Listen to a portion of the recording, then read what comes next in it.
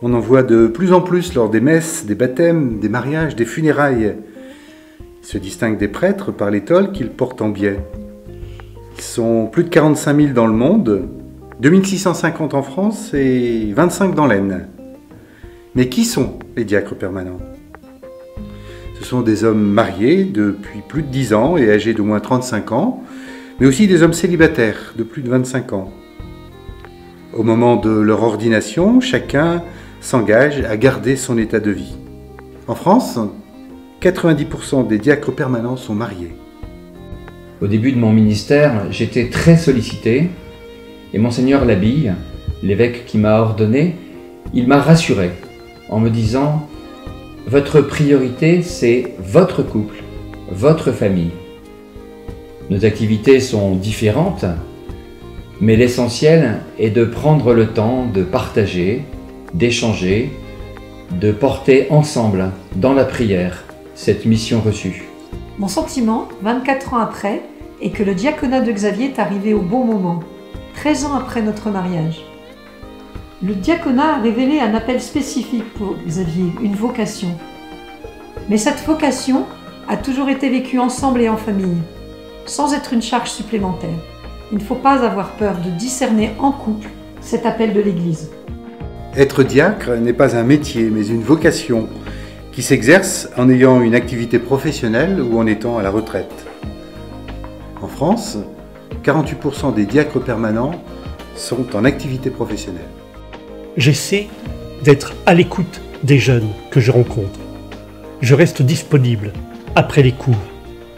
Je les incite à travailler, à donner le meilleur d'eux-mêmes. J'essaie de remotiver ceux qui ne s'investissent pas assez, ceux qui se découragent.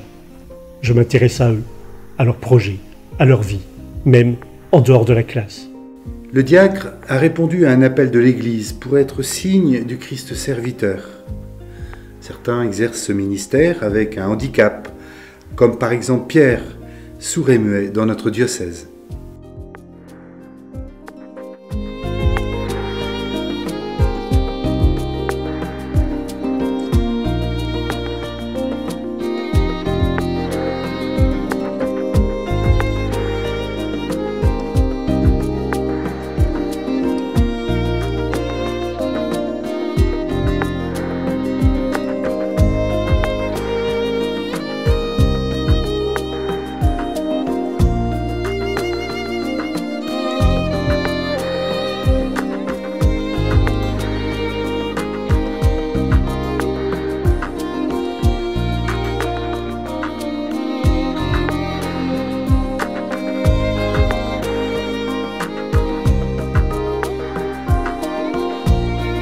Je suis malentendant.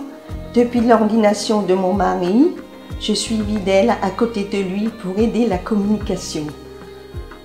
Après un temps de discernement et de formation de 5 ans, le diacre est ordonné pour la vie par l'évêque de son diocèse. Il fait partie du clergé et se voit confier une mission qu'il exerce au service de la liturgie, de la parole de Dieu et de la charité. Le diacre n'a pas le monopole du service dans l'Église. Il rappelle à tous les baptisés qu'ils sont eux aussi appelés à servir. Et il y a de multiples manières de le faire. Quelques-uns sont ordonnés pour le rappeler ainsi à tous.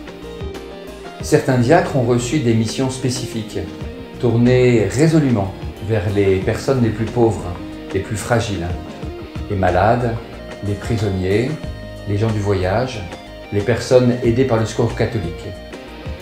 Il est signe d'une Église en tenue de service. Les existences des diacres sont partagées entre vie familiale, vie professionnelle, engagement au cœur du monde et au sein de l'Église.